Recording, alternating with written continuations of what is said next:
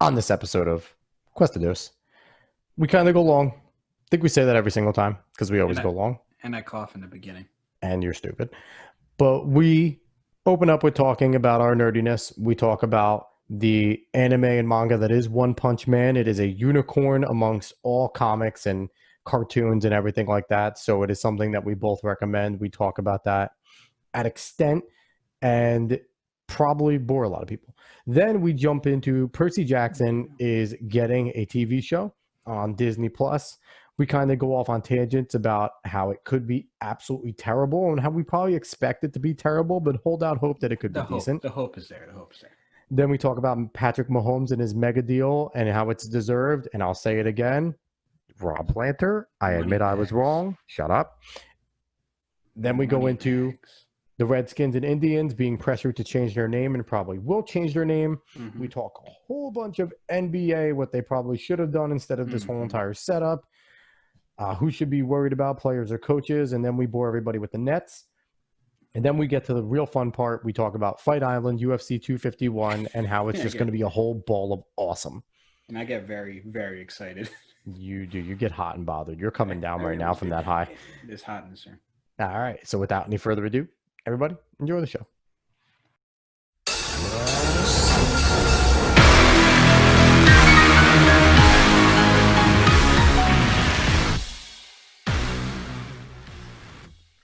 What's going on, sports fans? Welcome to another exciting edition of Cuesta.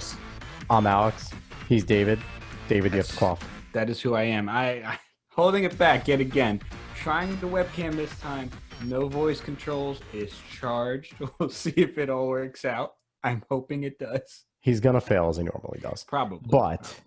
But we are back. We took last week off. Last week was super busy. So for me, so we took last week off, but we are back this week, and we still struggled to find topics. We suck, Dave. Yeah, it's whatever. So again, we are a sports-based variety show. So we are going to talk about some things that aren't sports, and you're going to enjoy it. And if you don't enjoy it, hopefully, the power and the beauty of podcasting and watching this on YouTube is you can always skip and find where we're not talking about them. Exactly. or you can just leave entirely. I mean, that's another thing you could do.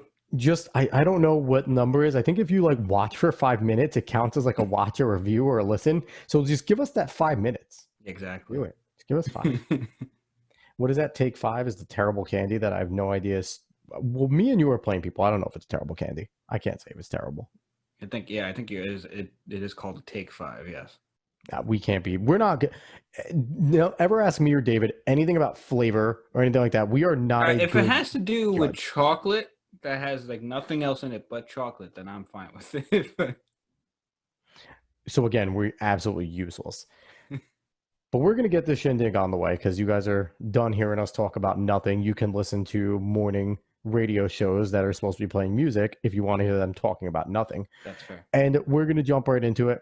So last week, me and David fanned out with our nerddom, and we started talking about our anime and manga likes. Yes. This week, we're going to kind of bring it in a little more. We're going to try something different. And if this works, if this is cool, we may do something a little more like this. Mm-hmm. We are picking out one of our favorite shows, mangas, where David actually turned me on to this. He was the one that found this and showed me. And now you're farther in than me. And now, Dave, it seems like that has happened. Everything you have showed me, either I finished as well or I am farther than you because you have reading ADD and watching ADD, apparently. It's not that. It's if it is not finished when I start reading it and I get to where it stopped, if I'm not continuously checking and it takes a little bit for it to get back on track, I'm just going to lose track of it, man. It's just that simple. I'll get back to it eventually. That's called ADHD. That's not. I mean, that's even worse than ADD. You just said ADD before. Well, ADD kind of doesn't exist. It's all ADHD. ADD was just something that doesn't. It actually is not a medical term. But anyway, we're off track. Yeah. We want to talk about One Punch Man. And if you don't know what One Punch Man is, it's quite literally what it sounds like. There is a hero in this manga anime who finishes off nearly every single fight with one punch. I think there's been 2 that he hasn't finished off completely in one punch. Well, don't spoil that. I'm not, but he has to get serious. He's never serious, and it starts off as a super satire, Mm-hmm. and then it kind of gets pretty dark and delves into some dark stuff pretty quickly about how bored he is in life because he's just so much better than everyone at fighting. Dave, this has easily become one of my favorite shows. I remember when, what was this, 2 years ago now, I think, is when the anime premiered. Probably And 3. you and your friends all came over, and we put it on my TV, threw it on, and everyone just started going crazy about just how funny it was and just the action and how ridiculous and over the top it was.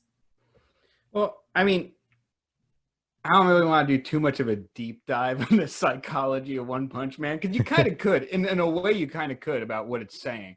But it's just really fun. It's a really good comedy. It's the guy is so bored. You're so used to seeing all these people that have to really train so hard. You're seeing their montage of training and getting beat by these guys, and I always have overcoming it in the end, either through hard work or through friendship or something stupid.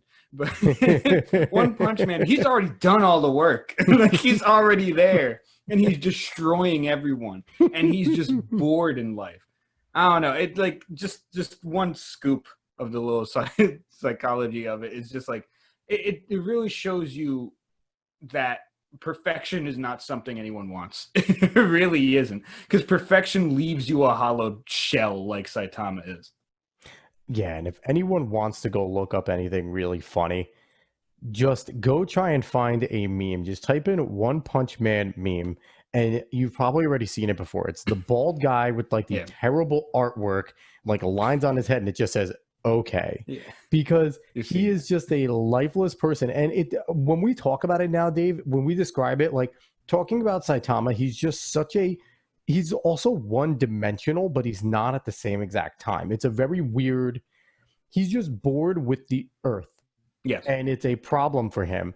His personality is one-dimensional, and his motivation, he wanted to be an ordinary average hero, but he wanted to get noticed. He's a hero as a hobby, but he did want to get noticed, and he realized that unless he joined this hero organization, no one knew about him. He was saving the world over and over and all over the time. But it also goes to show just how stupid the masses are. It's also a play on the masses and how someone can be doing the right thing, but if it's not advertised the right way, if it's not being portrayed a certain way, it doesn't get the credit it deserves. It doesn't get the recognition it deserves. And that's another real life thing where it's kind of the diversion tactic. Like, look here while this is going on. It's a lot deeper than it looks like at the surface. Yeah, and that's one of the things that really makes you come back to it. It's really funny. It has a lot of good action. Well, when there's action, whenever Saitama's like not involved, is when there's a lot of good action, because once he's involved, it's just one shot and it's over. But you get all of that, and that's a lot of fun. But you keep coming back because there is something there that it's like telling you, and you want to see Saitama like find some happiness like anymore, because it seems like he has none. So the original illustrator, or a mangaka as they're called in Japan, it goes by the pseudonym of One. That's all he is. It's One, giant ONE. And his drawing style is awful. It is, but it's awful to the point of entertainment. But in order for it to be publicized and shown in Jump, it's gotten redraws, and he's given it the good graces for the redraws. It looks beautiful for the redraws, and even in the redraws, at times they do go back and use the original scans that One put in just for the effect. So that's really fun. But one thing that I told you, Dave, that I don't know if you knew, is that One Punch Man is still going on by One. He's still the author. They are redrawing it, and he is way further in the webcomic. So for anyone that wants to read this, if you just go and just try and read through a regular illegal manga reader, which we don't recommend, what we both use, whoa. Who would use that? Or you can also just go look up the webcomic, because it is so much further. Again, he intentionally doesn't care. like we've seen other sketches by one. He has his Twitter. I love his drawing stuff very well. He can illustrate very well. He chooses not to care. So it's very interesting to see the way he does it. And I recommend it. If you are a fan of superheroes, if you are a fan of American comics, this is something to recommend because it is a complete trope on all superheroes from the Japanimation to American. It's 100% a trope and a satire on every single thing that we see in every single one of our comics and mangas. Yeah. I mean, it's like Superman, but fun. I don't know, man. I don't like Superman, but we can get into that another day. I've never, and very bald. So they give him a hero name named Cape Baldy. That's all you need to know. We can move on after, and he just accepts it. That's Saitama. He just accepts being Cape Baldy. Read, watch, look up the anime. The anime is behind, but you can watch it. The action's great. The drawing is great. The music is awesome. For the intro. I think we both recommend just watching subs, watching it in Japanese because I feel like you get a better. Usually it's just better. The Japanese actors actually care, where American actors just kind of say the words and go through the motions. The Japanese actors are acting. The American voice actors are voice acting. That's the best way I can put it, Dave. Well, I won't. We can get a whole other discussion about that, but we'll jump to the next topic. Otherwise, I don't want to take too much time. So, something good is happening. Oh, maybe good. Maybe good is happening.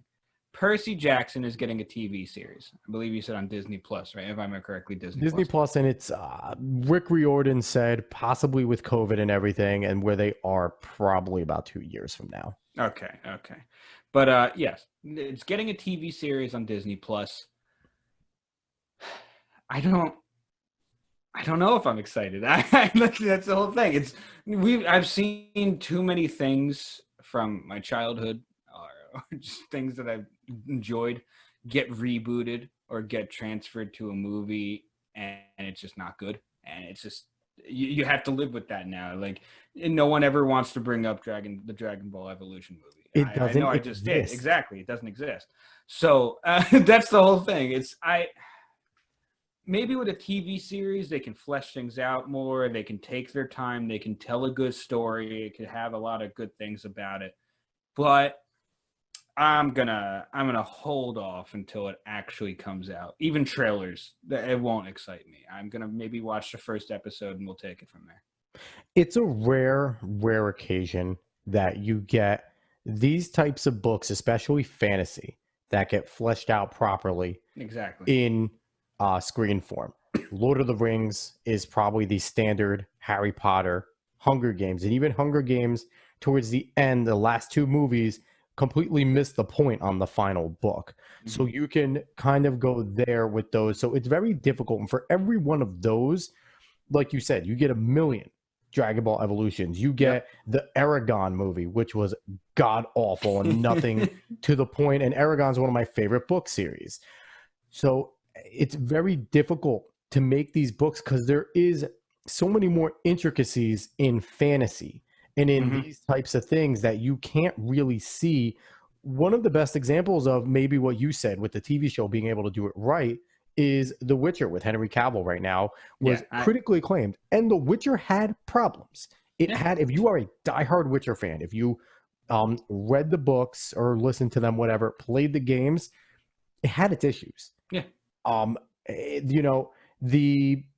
The main actress wasn't at all what I think people thought. She was supposed to be drop dead gorgeous, the best looking woman ever, and she's beautiful, but not what was described.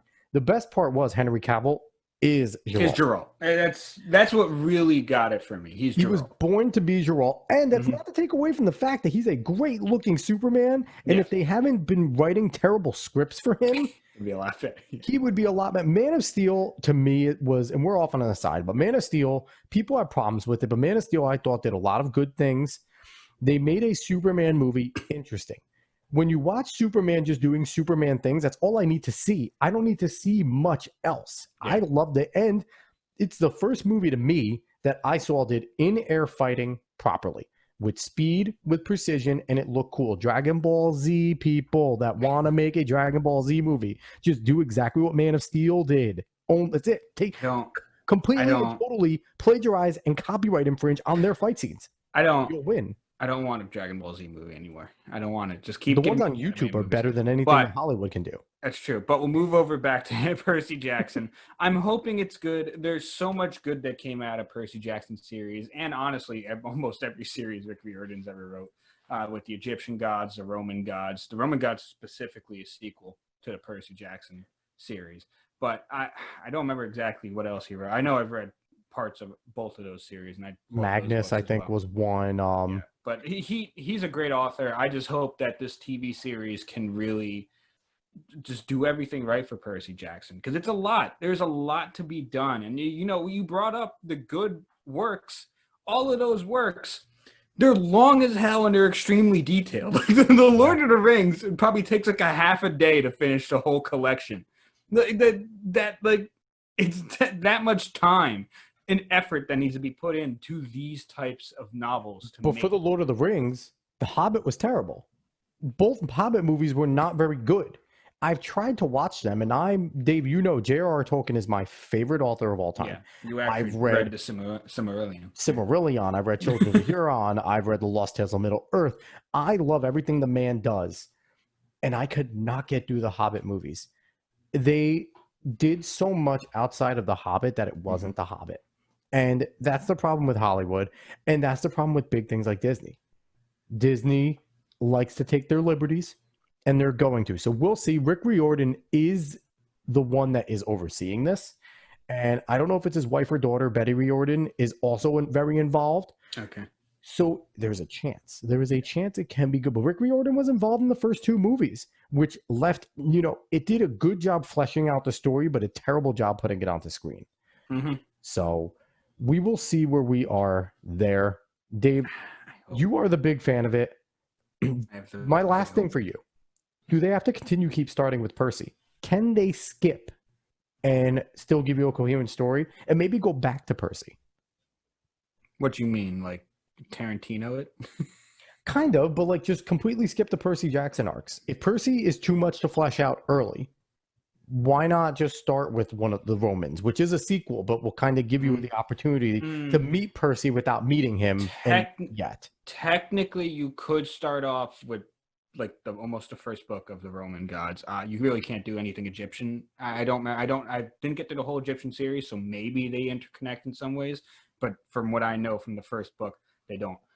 You could do something off the first book of the Roman gods and have that in some way connect to Percy. But listen, I feel like you really should, unless it's really this good artistic rendition of it and you could do it that way and it's magnificent, don't try it. That workaround just won't work. You're gonna need to look at Percy Jackson and make him a damn character on screen. That's what you have to do. Yeah, so let's just hope that they put the money and the budget into it and get some actors and some story. Yeah, we're going to move on. You don't even need great actors. Give me actors that are like just good for the role. I don't need a big name. No one needs a big name for Percy Jackson. You'll learn them if they're good. Well, overall, okay, go ahead. Freeform still has shows on for some reason, and I'm convinced they pull people off the street, ask them if they can act, and if they say no, they say you're hired. So I digress. Now we're going to go on to someone who isn't an actor, who has played the role, who has done his job, and Rob Planter, if you're listening, Rob, I was wrong about Pat Mahomes. Now shut up. Anyway, Patrick Mahomes got paid. The Chiefs made a contract that we've never seen before. I've never seen the likes of this in the NFL. This is a baseball contract. This is a hockey style, not money-wise, but lengthwise. He gets a mega payday, 10-year, $400 million base. Could be up to $503 million with incentives. Yep. I have to think he makes a good amount of those incentives within the first 5 years, barring injury at minimum. Dave, are we looking at potentially the best quarterback of all time and possibly making Andy Reid one of the best coaches and most successful coaches up in the Belichickian Walsh type of names, Landry type of people? Yeah. I damn sure hope so. I damn sure hope so. Sorry. But if you're going to give him this contract, I want to see him have that good of a career. I really, genuinely, very much so, hope that nothing happens, either aggression or anything else to Patty Mahomes. I want him to have the career this contract gives him. And like you said, Andy Reid will have a great time with Patty Mahomes because obviously they work very well together. So I hope it all works out. I mean, the Chiefs said, hey, this is our franchise quarterback. He had the best rookie year of all time. Yep. He looks like one of the best QBs of all time if he's on pace. And so why wouldn't they give him this contract? Why wouldn't they just get that market as bloated as possible for someone they think could be the GOAT? And honestly, I'd rather him be the GOAT because I'd rather call him the GOAT than Tom Brady. I'd rather say Pat Mahomes the GOAT. I'd rather do it. I agree. Now, the only two things I can see, well, maybe three things I could see stopping Patty Mahomes from fulfilling his already on track to being the best ever. One, injuries. He had the minor injury last year. He seems to, I hope it's never nagging. I hope he can be generally healthy. We mentioned Tom Brady. Tom Brady went through a debilitating leg injury that took him out for a full season, came back and still won 2 more Super Bowls. So it can happen. He can have a year where he gets hurt and still come back, but a bad nagging injury that turns him into a player. The only difference is Tom Brady is a statue and always has been a statue. Patty Mahomes uses his mobility as a weapon and keeps, he's not per se a running quarterback, but he's mobile. He moves the pocket. He keeps his shoulders square. He's always looking downfield. Yeah. And if he has to run, he can. So he's more in the Aaron Rodgers, Russell Wilson mold where pass first, use the whole field horizontally to create opening windows, get yardage if nothing's open type of deal. The other things that can stop him, if for some reason they fire Andy Reid, for whatever reason, I feel like him and Andy Reid work well together, but you never know what happens with franchises. I think Andy Reid going, whoever you replace him with, those two have a great relationship. They have a great rapport. That would hurt them exponentially. 3, if they put themselves bootstrapped money-wise with this contract and now they have to start getting cute and so much more goes on Patty Mahomes' shoulders, his greatness won't be doubted. But if you start taking away not just great weapons, but guys that he's used to, guys that he has a good relationship with. You saw what happened to, this is a completely different level, but over on the Rams. Why am I blanking on the quarterback? Jared Goff. You saw what happened when Cooper Kupp went down. Jared Goff was having as good of a year as anybody. Yeah. Cooper Kupp goes down. That's his favorite target. It's a guy he looks for, and Jared Goff looks pedestrian. Not saying that happens to Patty Mahomes. Patty Mahomes is going to be the type of quarterback that makes the most pedestrian receiver look talented. But you start taking away his weapons because you're bootstrapped for money, and you can't pay young guys that deserve the money. That could end up hindering him in his GOAT status. But overall, he's on track for it. I'll say it again. Rob Planter, if you're listening, I was wrong about Patrick Mahomes.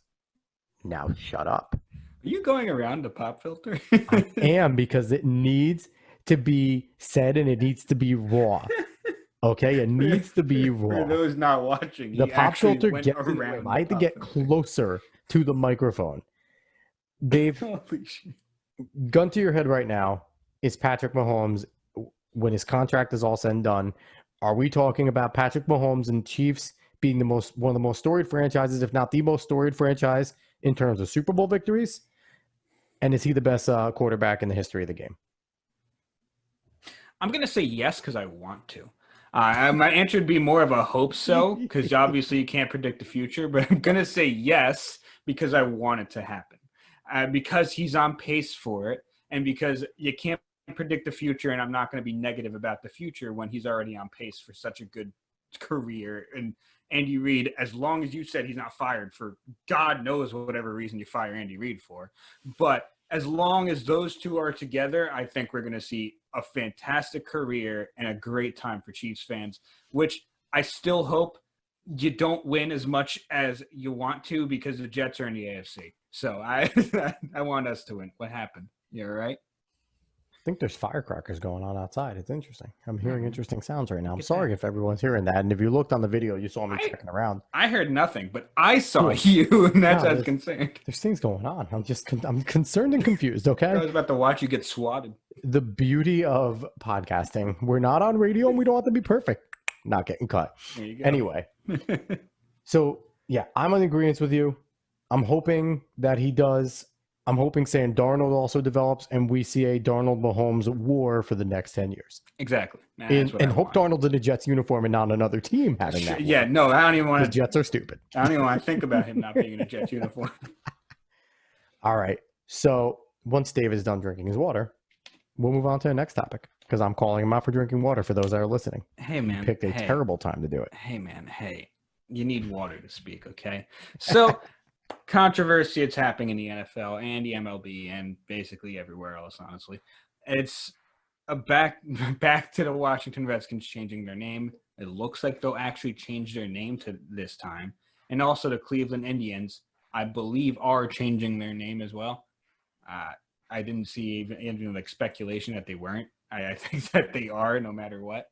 But yeah, so a lot has happened. And the Redskins have had pressure for at least over a decade now to change their name. Looks like it's finally going to happen. I've heard a list of possible names for the Redskins.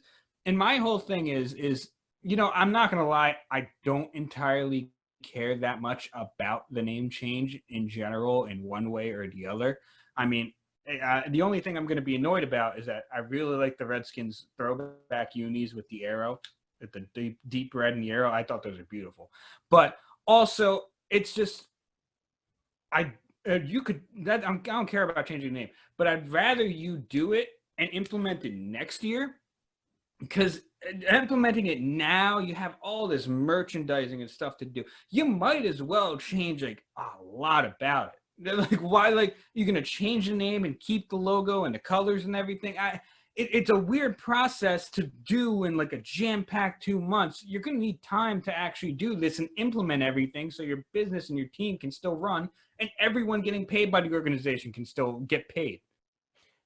I agree with you in the sense that if they're going to change the names, do it all. Change the color scheme, change it all, because when you look at it, both the Indians and the Redskins have extremely red men as their logos. Mm-hmm. It's like they are very red. The whole entire stereotype is there. So if you're going to change the name, you're going to have to change it, because I saw a concept where the Redskins had the name changed, but they still had the logo of the Indian there who is very red, the Native American who's very red. And for me, that completely defeats the purpose. If you're offended by the name Redskin, then you should be offended by the oversaturation of red portrayed, because I have met Native Americans. They are not the color of a beet. And that's exactly what the color of both of those guys are. So that is, if you're going to change it all. Number one.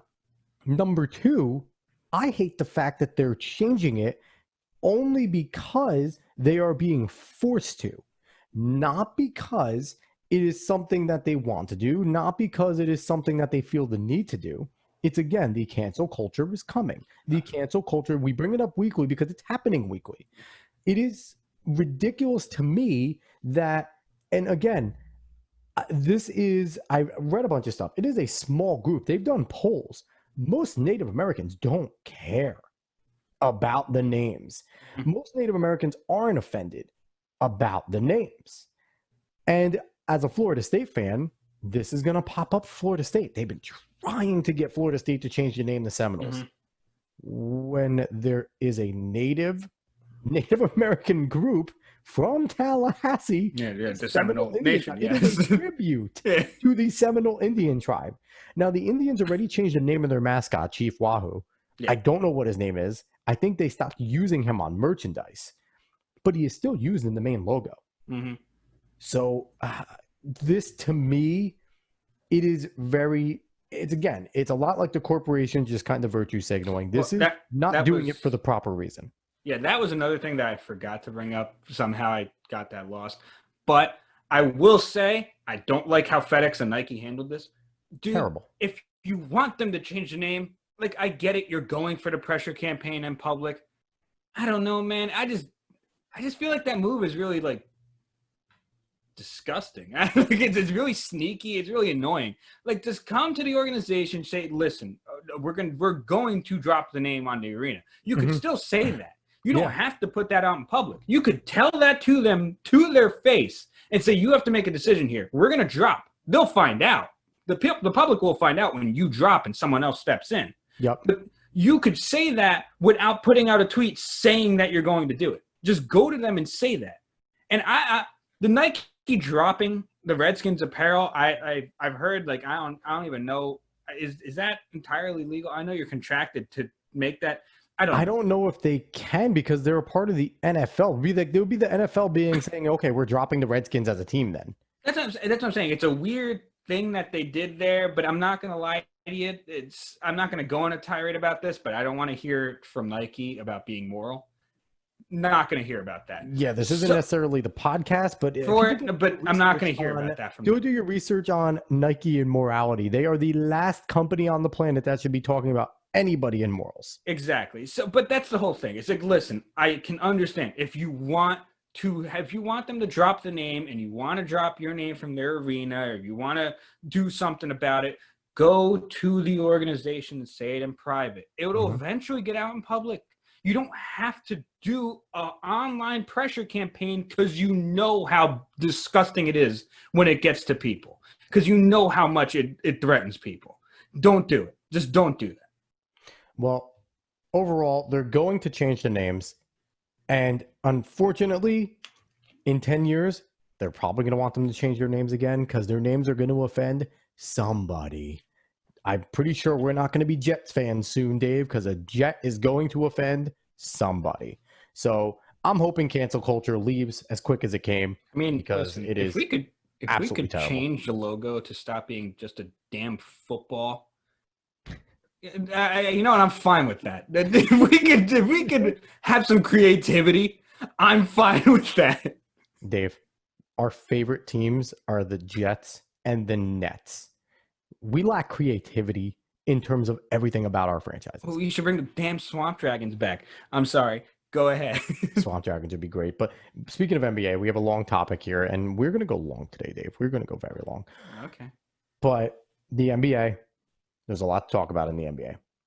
First things first, people are dropping like flies. Players are dropping like flies over coronavirus, and I get the fear. I understand it.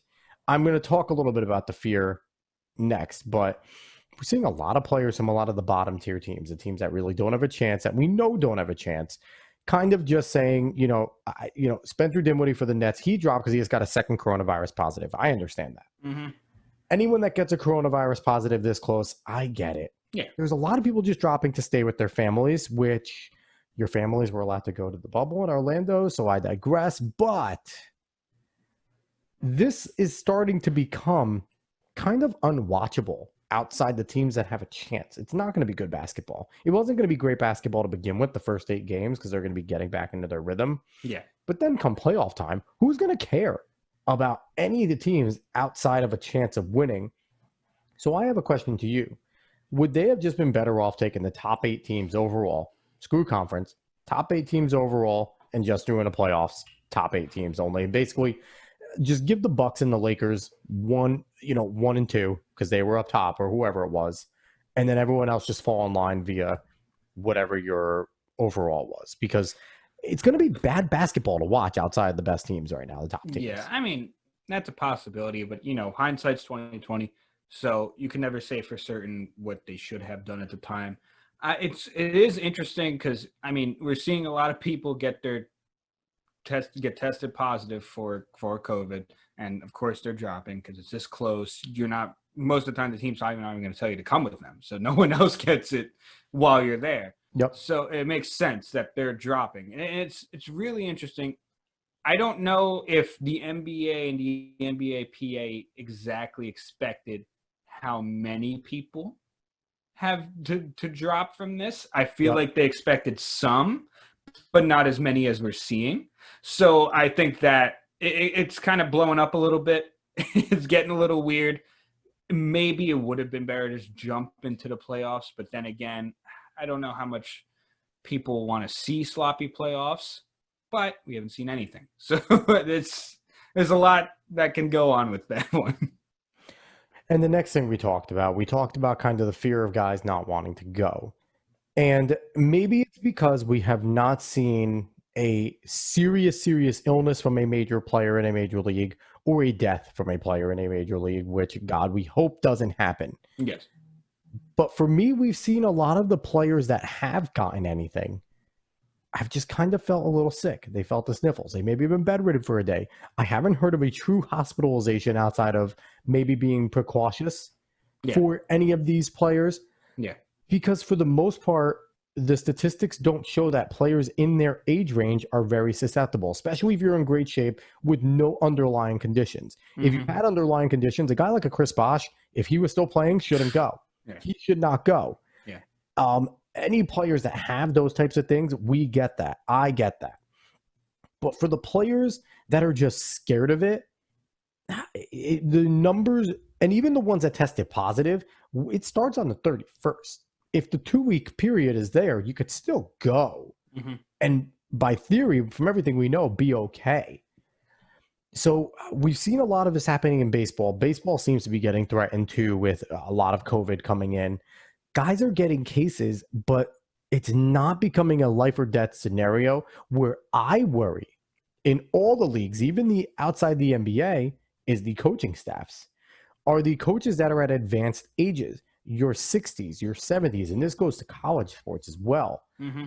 Your older coaches are the ones that are more susceptible than the athletes. And if I would respect an athlete more if their rationale was, if you're on the Spurs and you're like, I'm not getting pop sick. Yeah. I'm not getting pop sick. Or if you're a Syracuse player or if you're a Duke player and you're saying, I'm not getting Coach Boeheim or Coach K sick. Like, that to me is more of a reason not to go.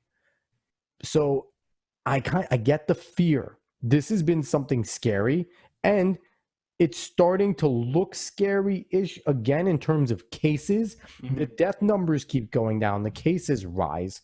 So I don't know the correlation there. I'm still waiting a few days because usually death follows a few days after cases. So we'll see if there's a true spike in deaths. But even the numbers before this, in terms of the age demographic, my age demographic, your age demographic, it has not been attacking us as much. Obviously, people in our age have died. Unfortunately, it's sad. Mm-hmm. But if you have been in peak condition, if you have had the medical facilities and the ability to get training and treatment like they have had, they should be playing. Unless you have an underlying issue, they should be playing. And if you're within the 14 weeks, what's going to happen if a guy gets it while they're there? Is he just going to go home? Is he just going to be done? Is he going to abandon the team? Like, no, you sit your 14 days. If you're cleared, you go. It's like it's like any other illness or injury in that sense. So, I mean, I don't know. I'm not a huge fan of players dropping out like flies, even for this situation, which is different, which is unknown. But man, we're 6 months of numbers now, 6 months of statistics. They're there.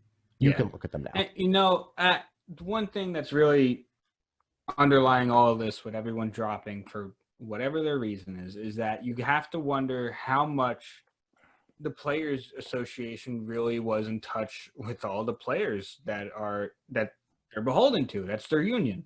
So I know we talked about what it was a conference call between basically the top players. Yep. Chris Paul, LeBron, Russell Westbrook, all of them. And they had the conference call about it months ago. And we didn't hear much about any of the other players. Now, of course, I don't know what happened behind closed doors. They could have talked to everyone. They could have thought everything would have been much better beforehand. Or they weren't entirely sure of how they would do everything in Orlando's, but so they said they would try. I have no idea. But it's interesting how you come to these agreements. We got to know what's going to happen. You guys got to know what's going to happen if you're going to come to these agreements. Obviously, there's outliers, there's variables that you may not be able to account for. But you got to know, and your players, it's a players association. So you guys are much more in touch than just the players in the NBA. You guys have to be speaking with each other and understanding the brevity of the situation and how far away is it okay for you to have had COVID, or what's going to happen if you get COVID there, or are you able to just not go because you just don't want to, or you're afraid, or whatever. I feel like we haven't seen much transparency about that. Maybe they have talked about it, but we haven't seen anything about it. We're just seeing all these things pop up, notifications like, okay, this person dropped, this person dropped, this person dropped. My assumption, and I don't know if this union works that way, but I know in the NFL, each team has a player rep, which kind of is the way normal unions work. You have your union rep in your group. So I would assume that each team has a player that steps up to be a union rep maybe that year, depending on the contract situation. You obviously have to have a good contract. We don't hear about that with trades or anything like that because that's kind of neither here nor there. But I would assume that they all have them. And Chris Paul is the NBA PA executive board representative. He's the top player for the players' executive board, with guys also like Kyrie Irving on that board. So I would imagine that it's kind of his job. Like he got that whole entire call together of the 1% in the NBA. I would imagine it's then his job now to go to the players and kind of communicate with them and let them know what they decided and let them know what the PA is really deciding. And they also had a vote. The PA had the vote in order to get this there. Like you said, I don't know if either the NBA or PA hashed out the guidelines. And they obviously had to give these guys the green light that if you test positive, there is no penalty, there's no say, there's no nothing, you could drop. That's fine. I don't know about the guys like Kyrie Irving or Dame Lillard who are just dropping because I don't know if they got a green light for that because it's a weird season. But you're right overall. I don't know if they hashed it out. Now, I mentioned Kyrie Irving a few times. Kyrie isn't playing for our Nets. Dave, our Nets just keep dropping like flies. I mean, the whole team might as well drop, honestly. But we did pick up Tyler Johnson, who we made a very rich man. Oh, I love that. But, yeah, that's the second time Sean Marks picked up a guy that he made very rich on a veteran's minimum or very small deal with Allen Crabbe. But the players that have dropped for the Nets, most recently, Spencer Dinwiddie officially dropped. He tested positive for COVID weeks ago. Yep. He was still on the fence. He still wanted to come. He was within clear. Spencer Dinwiddie just wants to ball. Yeah. But he tested positive a second time. He's out. DeAndre Jordan tested positive. He's out. Taurean Prince just recently tested positive. He's out. Nick Claxton tested positive a while ago. He's out. Obviously, Kyrie's not playing. The Nets now have 3 possible subs because Kyrie, I don't think, counted against him. And Nick Claxton, I think they could kind of just shift away. So he wasn't counted against him. So they have 3 subs now. The Nets are down 3 guys. Josh Allen is the only center. We have barely any bigs. We really don't have any bigs, really, to be quite honest. So we're in a situation where we need guys. I was looking on Twitter, and there's possibilities. It seems like all of basketball Twitter is calling for the Nets to grab Jamal Crawford. We've both talked. We were calling for him before the season. For a long time ago. Other names that came up, Joe Johnson, Joe Jesus. I would love to see him back in a Brooklyn Nets uniform. Ryan Anderson, who started his time as a New Jersey Net, so that'd be a fun full circle. He'd be a good big to kind of help out, get the throw out of there a little bit, give him some. Swaggy P, just yes, just a whole lot of yes. I would love to have Swaggy P, just because if anything, we would get entertainment for a series. Yeah, And last but not least, an interesting one, Dave.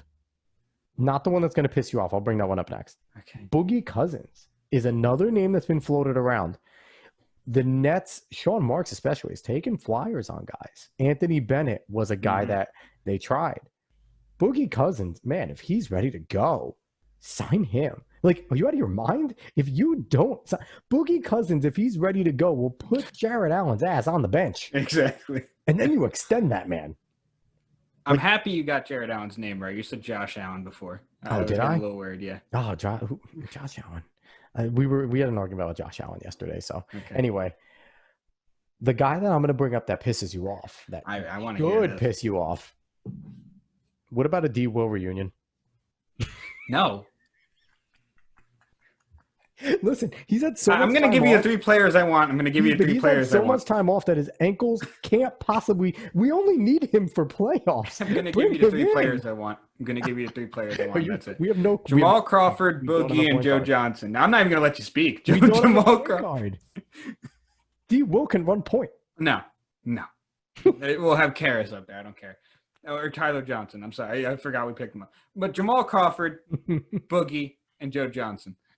Jamal Crawford deserves to be in the league. Boogie deserves a chance. The man is robbed of a great career because of injury. And Joe Jesus, just because I want Joe Jesus back. But, of course, Swaggy P would be a lot of fun. Take D. Will over Joe Jesus. Stop. D. Will was the franchise. Okay, yeah.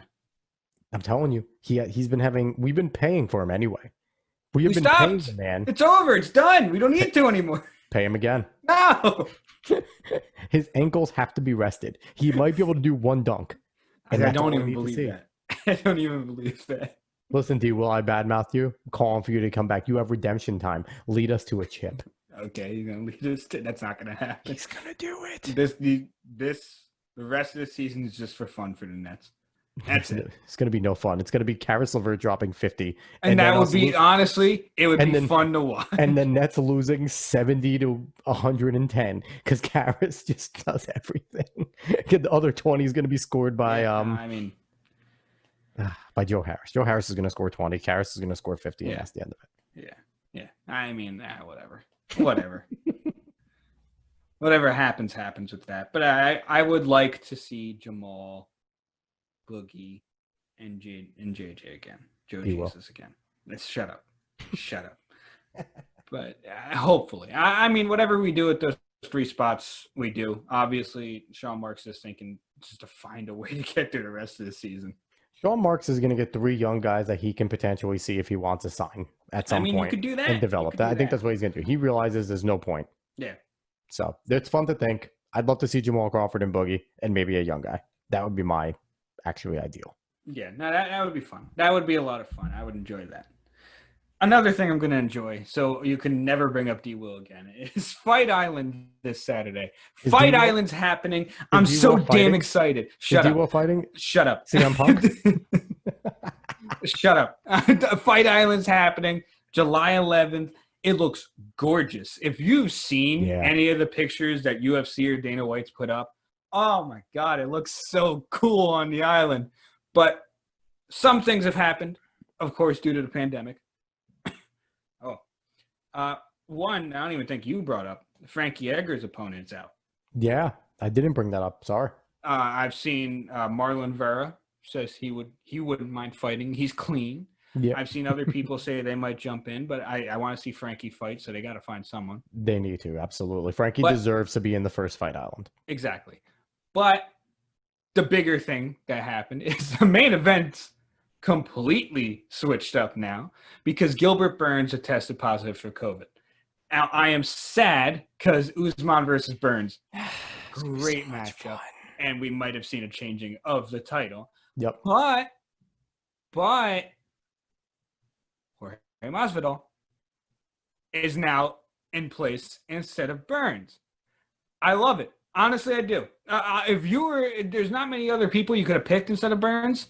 If it's Masvidal, you're still getting a fun fight. You're still getting a good fight because Masvidal wants to go in there. He doesn't really want to fight to decision. He fights to finish a match. So you're going to get an entertaining fight still. And you never know what could happen. I think Usman's too good. I think he's going to win. I think he's going to keep the belt. But Masvidal, anything could happen the way he fights. I love it. I love the pickup. Yeah, definitely. And when it comes to guys filling in, ladies filling in, normally the short notice really, especially a week, really hurts because they're not training for that opponent. Exactly. I feel like Masvidal never trains for an opponent. I feel like he just doesn't care. I feel like he comes in, he knows his game plan, and I don't think I've ever seen Masvidal change his game plan. People change their game plan for Masvidal. So him coming in there is probably the best opponent because you know he's in shape. You know he never stopped working out like a dog. Yeah. And like you said, he's a guy that for a rare occurrence that a fill-in that is a legitimate threat to win the fight. Yeah. Most fill-ins aren't legitimate threats to win. He is 100% a legitimate threat to win the fight. And I think Usman is still super excited for this fight because he knows just how dangerous Masvidal is. Yeah. Yeah, no, if Usman wins, it's not like, oh, he got out of it because he didn't fight Gilbert Burns. Like, yes, And Gilbert even if Burns. Usman loses, it's like, oh, he lost to Masvidal. It's not a big deal if he loses to Masvidal. It's not some schlub that they had to just get to come in and fight. Yeah. So I'm happy that they're able. That Masvidal is just awesome. He also inked the deal, inked another contract with UFC. So his contract negotiations go. So, Dave, who was happier than Dana White when Masvidal tweeted about it, and then his team was legitimately interested in doing it? Because I think it was him and Colby Covington was the other one. Colby Covington was interested in fighting. Mm-hmm. Out of the two, not taking anything away from Colby Covington. Colby Covington is a very good fighter in his own right, but his name does not carry the same weight. Everyone sees Masvidal as the future of this weight class anyway. So him and his team, Dana, it was funny. They tweeted it the very next day. We were getting updates that the team is in talks with UFC. That means Dana saw it. He got on the phone and was like, tell me this isn't just a Twitter thing. Yeah. And when they said, no, he's ready to go, he probably just threw up a little in happiness because obviously they switched the main event, but that fight was saved 100%.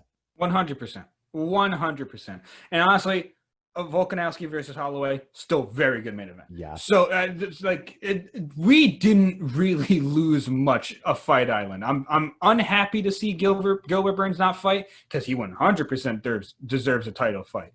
100%. The way that man is fighting, the way his momentum's been, is unstoppable. Looks like. Yeah. But Fight Island still going to be a great time. I cannot wait. I'm so excited for Fight Island.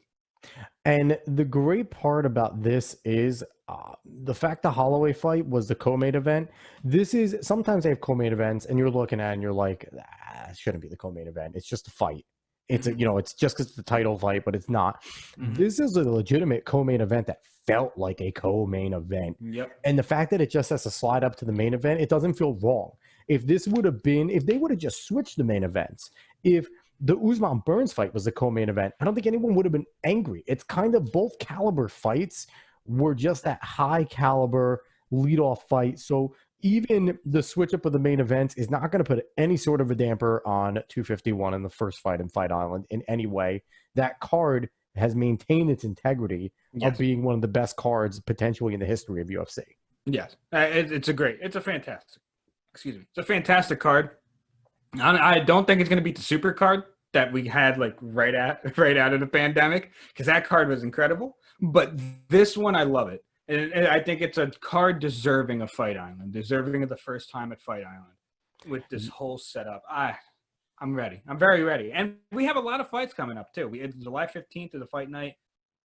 Not even long after that's another fight night. I can't remember exact dates, but I'm so ready.